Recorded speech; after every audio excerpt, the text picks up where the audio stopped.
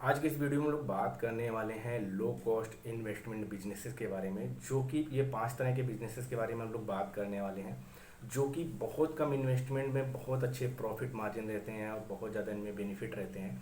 तो इनके बारे में बात करने वाले हैं कि कौन से बिजनेसेस होते हैं, और ये सबसे ज़्यादा इंडस्ट्री जो मैन्युफैक्चरिंग इंडस्ट्रीज होते हैं या कॉमर्शियल प्लेसेस होते हैं या ऑफिसेस होते हैं, वो बहुत ज़्यादा वहाँ डिमांड रहती है। और ये इस टाइप के बिजनेसेस कभी भी 12 मंथ में कभी भी खाली नहीं रहते हैं, और ये हमेशा रिक्वायरमेंट रहती है। वो किसी भी तरह का मौसम हो, किसी भी तरह का कोई भी रिसेशन हो या कुछ भी हो, हमेशा ये डिमांडिंग में रहते हैं बिजनेस। उसके बारे में बात करने वाले हैं। और इनमें सबसे अच्छी बात है कि जो भी बिजनेस ओनर या जो भी स्टार्ट करता है, उसको ज़्यादा से ज़्यादा खुद को जाके इन्वॉल्व नहीं होना पड़ता है, या मेहनत नहीं करना पड़ता है, या फील्ड पे जाके खुद नहीं करना पड़ता है। उसको बस क्या करना होता है, कुछ जो भी अच्छे खासे एक्सपीरियंस वाले या थोड़े बहुत एक्सपीरियंस वाले या फ्रेशर बंदे जो अच्छी खासी नॉलेज रखते हैं, उनको हायर करना पड़ता है, उनको जॉब पे रखना पड़ता है, और उनके थ्रू ही काम करवाना रहता है। और ये अलग अलग जगहों पे अलग अलग इंडस्ट्रीज से आपको केवल कॉन्टेक्ट मेंटेन करने होते हैं, उनके साथ आपको बॉन्ड मेंटेन करने रहते हैं, उनके साथ आपको कॉन्ट्रैक्ट साइन करने रहते हैं। तो उनके हिसाब से आप वहाँ पे आसानी से काम कर सकते हैं, और ईयरली इसमें बहुत अच्छे बेनिफिट रहते हैं इस तरह के बिजनेसेस में। तो इसके बारे में आज हम लोग जानेंगे और बात करेंगे। पहले नंबर पे जो आ जाता है हमारा एसी रिपेयरिंग एंड मेंटेनेंस का बिजनेस। जैसा कि सभी लोग को पता है कि आजकल लगभग लगभग हर घरों में लोग एसी की डिमांड कर रहे हैं या एसी लगवा रहे हैं। उसके साथ साथ कोई भी शॉप में है, ऑफिसेस में है, कॉमर्शियल प्लेसेस में है, जितनी भी कॉमर्शियल प्लेसेस की ऑफिसेस हैं, या फिर सबसे ज़्यादा इंडस्ट्रीज़ में, मैन्युफैक्चरिंग इंडस्ट्रीज़ में, फैक्ट्रीज़ में क्या होती है, वहाँ ऑफिस होते हैं। प्लस जितने भी मशीन्स के पैनल होते हैं, इलेक्ट्रिकल पैनल होते हैं, उनमें एसी की बहुत ज़्यादा रिक्वायरमेंट रहती है, क्योंकि मशीन में सबसे ज़्यादा रिक्वायरमेंट रहती है। क्योंकि वो जब मशीन रन कर रही होती है तो उनके पैनल हीट कर रहे होते हैं, तो उनको कूल करने के लिए एसी की रिक्वायरमेंट रहती है। वो इंडस्ट्रियल एसी हो सकते हैं या नॉर्मल एसी हो सकते हैं, बट तो उनके लिए क्या होते हैं, एक सर्विस मेंटेनेंस वाली हमेशा कंपनीज क्या होती हैं, टाई अप करके रखती हैं, बॉन्ड साइन करके रखती हैं थर्ड पार्टी से, जो कि रिपेयर एंड मेंटेनेंस का काम देखती हैं। अब इस तरह के बिजनेसेस में, एसी रिपेयर एंड मेंटेनेंस के बिजनेसेस में ज़्यादा इन्वेस्टमेंट की ज़रूरत नहीं होती है, सिर्फ कुछ टूल्स की ज़रूरत होती है। टूल्स टैकल 10,000 15,000 है, मैक्सिमम 50,000 के टूल्स एंड टैकल्स जो ले लेते हैं, उसके बेस पे वो सारे के सारे उनके सर्विसेज प्रोवाइड करते हैं, जो भी उनकी प्रॉब्लम्स एसीज में आती हैं। उसके साथ साथ इंडस्ट्रीज़ में क्या होता है, जो भी अगर स्पेयर पार्ट चेंज होने वाले हैं, जो भी एसी के पार्ट्स चेंज होने वाले हैं, गैसेस में फिलिंग करनी है, उसका एक जो भी पेमेंट होता है वो इंडस्ट्री खुद अलग से एक्स्ट्रा पे करती है। ये जो चार्जेस होते हैं सर्विसेज के, लेबर कॉस्ट होती है, ये आप बहुत आसानी से बहुत अच्छे प्रॉफिट मार्जिन में कर सकते हैं। मैक्सिमम जो एसी के बिजनेसेस सर्विस टाइप का बिजनेस स्टार्ट करते हैं, वो 2 से 4 5 मैन पावर हायर करके रख लेते हैं नीचे, जो बेसिक आईटीआई किए बंदे होते हैं, या फिर नॉर्मल जो ठीक ठाक एसी में काम किए हुए उनका एक्सपीरियंस होता है बंदे का, चाहे भले क्वालिफाइड नहीं होता है। और वो लोग से वो हर जगह टाई अप करके रखते हैं, और बाद 2 या 3 जगहों पे भेजते रहते हैं गाड़ियों को उनमें देखने के लिए। और हर कंपनी में जा जाके वो लोग डेली टू डेली या वीकली रूटीन में जाके उनको चेक करते हैं और उनमें काम करते हैं, या फिर जब भी कंप्लेन आती है किसी भी कंपनी से, इंडस्ट्री से, तो वहाँ पे वो लोग जाके काम करते हैं।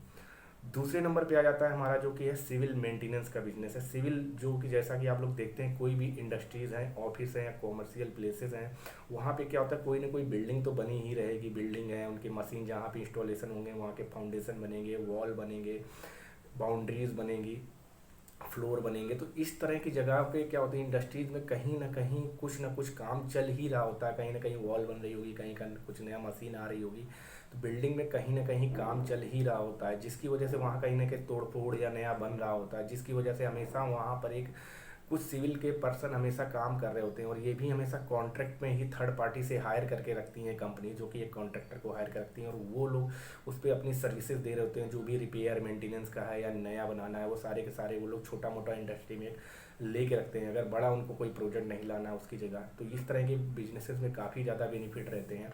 और वहाँ पे आप इस तरह से 1 2 4 मिस्त्री लोग लेके रखते हैं, या फिर वहाँ पे लेबर वर्कर को लेके वो 2 4 10 लोग को डाल के रखते हैं कंपनीज में, और वहाँ पर 2 4 10 कंपनीज से टाई अप करके रखते हैं।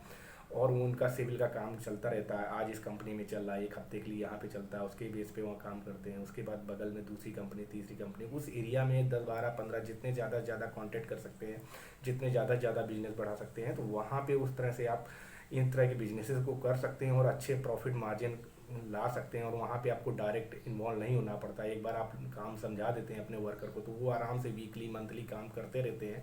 आपको जाके सिर्फ 1 घंटे 2 घंटे जो भी जाके टाइम देना है और उनको समझना है काम, वो सीनियर मैनेजमेंट से उसके बाद नीचे अपनी टीम को समझा देना है, उसके बाद आपको वहाँ पे इन्वॉल्व नहीं होना है जाके।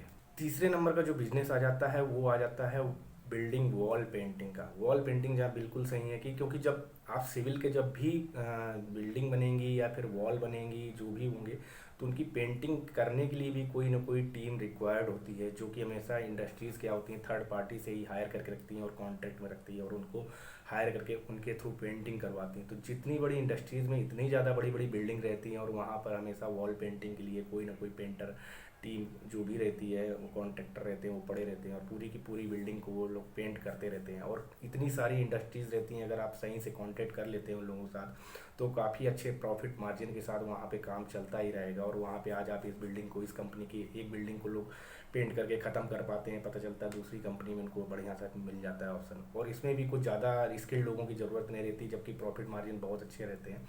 इनमें भी नॉर्मल वर्कर या फिर आपके नीचे डेली वेजेस वाले वर्कर को हायर करके लोग काम करवाते हैं, बट इसके मार्जिन, प्रॉफिट मार्जिन बहुत अच्छा होता है। जो भी बंदा इसको करता है या इनको करवाता है उसके पास ज़्यादा रिक्वायरमेंट, ज़्यादा इन लोग को इन्वेस्टमेंट करने की ज़रूरत नहीं होती है। सिर्फ उनको कुछ टूल्स एंड टेकल और जो भी ब्रशिंग वेसिंग की होती है, मैक्सिमम चीज़ें इंडस्ट्रीज़ खुद प्रोवाइड करती हैं।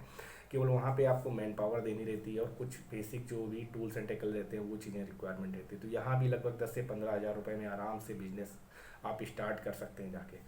तीसरे नंबर पे जो था ये हमारा पेंटिंग से रिलेटेड वाला बिजनेस था। चौथे नंबर पे आ जाता है हमारा इलेक्ट्रिकल सर्विस एंड मेंटेनेंस से रिलेटेड बिजनेस रहता है, जो कि इंडस्ट्रीज़ रहती हैं, ऑफिस रहते हैं, कॉमर्शियल प्लेसेस रहते हैं, वहाँ बिना इलेक्ट्रिसिटी के या बिजनेस के कोई भी मशीन या कोई भी चीज़ें चालू नहीं हो पाती हैं। तो वहाँ चाहे लाइटिंग का हो, केबलिंग का हो या भी किसी भी तरह की मशीन में प्रॉब्लम आई हो, तो उन सारी चीज़ों के लिए क्या होता है कि मशीन इंस्टॉलेशन करना हो या प्रॉब्लम उनकी प्रॉब्लम फाइंडिंग हो, तो उन सारी जगहों पे कोई ना कोई ऐसी इलेक्ट्रिकल की थर्ड पार्टी कॉन्ट्रैक्ट की टीम हायर करके इंडस्ट्रीज रखती हैं, जिनसे केबलिंग का वर्क है, लाइटिंग का वर्क है या फिर कुछ भी इस तरह के इलेक्ट्रिसिटी से रिलेटेड कोई ना कोई इशू चल रहे होते हैं उनके यहाँ, तो उनको परमानेंट पे बेस पे हायर करके रखती हैं जो कि टीम पे जिनको हायर करके रखते हैं। और वो लोग क्या होते हैं, कुछ जो भी कॉन्ट्रैक्टर होते हैं वो बेसिकली कुछ ना कुछ इलेक्ट्रीशियन, आईटीआई होल्डर या थोड़े बहुत एक्सपीरियंस बंदे worker, daily wages worker, plus कुछ एक सुपरवाइज़र वो लोग हायर करके आराम से सारी इंडस्ट्रीज़ में उनके साथ कॉन्ट्रैक्ट साइन करती हैं और उनके बेस पे काम करवाती रहती है। कई सारी इंडस्ट्रीज़ में वो लोग कॉन्ट्रैक्ट साइन कर लेते हैं, उसके बेस पे वो इन्हीं टीम को रोटेट करते रहते हैं 1 बाय 1 इस इंडस्ट्री से सेकंड में, कहीं इस वीक एक वीक में यहाँ काम चल रहा है, नेक्स्ट वीक में उन्हीं को रोटेशन करते रहते हैं। और ये बहुत कम अच्छा बिजनेस ये भी। यहाँ पर कुछ टूल्स एंड टेकल्स की रिक्वायरमेंट रहती है, बहुत कम, लो कॉस्ट 50,000 के अंदर ही बहुत आसानी से टूल्स एंड टेकल सारे के सारे मिल जाते हैं। जो भी है ड्रिल मशीन है, टूल्स हैं और इस तरह के कटिंग के कोई भी टूल्स हैं, वो सारी की सारी चीज़ें मिल जाती हैं। और उसके बाद आसानी से बहुत प्रॉफिट मार्जिन इस बिजनेस में सबसे ज़्यादा मार्जिन रहता है, क्योंकि आपकी अलग अलग इंडस्ट्री के हिसाब से जो भी आप डीलिंग हो जाए, जिनके साथ भी रेट फाइनल हो जाए, उसके बेस पे आपके जो भी बिजनेसेस आसानी से कर सकते हैं। तो ये चौथे नंबर का हमारा जो बिज़नेस था, ये इलेक्ट्रिकल से जो मेंटेनेंस एंड सर्विसेज से रिलेटेड का बिज़नेस है, ये आसानी से किया जा सकता है। पाँचवें नंबर पे जो आ जाता है वो आ जाता है मैकेनिकल का, जो भी है फैब्रिकेशन का बिजनेस है या फिर मेंटेनेंस का बिजनेस है। तो मैक्सिमम इंडस्ट्रीज जितनी भी होते हैं, कॉमर्शियल प्लेसेस हैं या ऑफिसेज हैं या फिर इंडस्ट्रीज, मैन्युफैक्चरिंग इंडस्ट्रीज में कोई ना कोई ऐसा मैकेनिकल का फैब्रिकेटर टीम पड़ी रहती है, हमेशा कॉन्ट्रैक्टर्स को हायर करके रखते हैं, जो उनके यहाँ कहीं ना कहीं किसी न किसी जगह पे फैब्रिकेशन का काम चल रहा होता है। वो कहीं ना कहीं कटिंग, वेल्डिंग, ग्राइंडिंग, इस तरह के कहीं ना कोई मशीन में कहीं ना कहीं प्रॉब्लम चल रही होगी, कहीं के स्ट्रक्चर बनाने होंगे, कहीं के प्लेटफॉर्म बनाने होंगे, कहीं पे कुछ भी बनाने होंगे।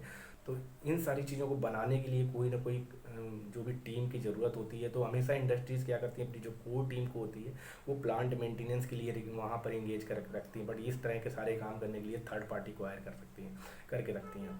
तो इस तरह से आप इनको भी शुरू कर सकते हैं, इस तरह के बिजनेसेस को शुरू कर सकते हैं, जिनमें कि बहुत कम लो कॉस्ट इन्वेस्टमेंट होती है। वहाँ भी कुछ वेल्डिंग मशीन और कुछ टूल्स एंड टाइटल्स की ज़रूरत होती है, और उनको लेके आसानी से कोई भी ये जो वेल्डर हैं, फिटर हैं, नॉर्मल से थोड़े बहुत एक्सपीरियंस वाले वर्कर हैं, डेली वेजेस वर्कर को लेके वो लोग काम करवाते हैं।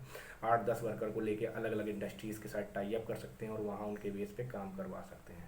तो इस तरह के 5 बेसिक जो सर्विस से रिलेटेड और लो कॉस्ट इन्वेस्टमेंट बिजनेसेस हैं, जिनकी जो डिमांड है हमेशा मार्केट में बनी रहती है और ये बहुत ज़्यादा चलने वाले बिजनेस है। इनमें सबसे ज़्यादा मार्जिन रहता है प्रॉफिट रहता है। ये मैंने पिछले 10 ईयर के एक्सपीरियंस पे देखा है। जो भी लोग ये काम कर रहे हैं वो जॉब से बहुत बेटर तरीके से और अपनी मर्ज़ी से फ्लेक्सिबिलिटी के हिसाब से ये काम करने रहते हैं। अपनी टाइमिंग के हिसाब से, अपनी फ्लेक्सिबिलिटी के हिसाब से, अपने रेट्स के हिसाब से कहीं भी काम कर सकते हैं और आपको डायरेक्ट इसमें इन्वॉल्व नहीं होना पड़ता है, इंगेज नहीं होना पड़ता है और आपको ज़्यादा जॉब पे खुद पे कंसंट्रेट नहीं करना होता है। तो इस तरह के बिजनेसेस में आप आसानी से अर्न कर सकते हैं और स्टार्ट कर सकते हैं और कहीं भी किसी भी इंडस्ट्रीज़ के साथ या कमर्शियल प्लेसेस के साथ टाई अप कर सकते हैं। और आप जितनी ज़्यादा धीरे धीरे करके आप ग्रो करते हैं, जितने बड़े आप कॉन्ट्रैक्टर या जितने बड़ी टीम आप खड़ी करते हैं, उतना ज़्यादा बेनिफिट रहता है। तो ये था आज का हमारा वीडियो जो कि बिजनेसेस से रिलेटेड था, लो कॉस्ट इन्वेस्टमेंट बिजनेस से रिलेटेड था। अगर वीडियो से इन्फॉर्मेशन अच्छी लगी तो वीडियो को लाइक करना ना भूलें, वीडियो को अपने दोस्तों के बीच में शेयर करना ना भूलें और चैनल पे नए हैं तो चैनल को सब्सक्राइब करना ना भूलें।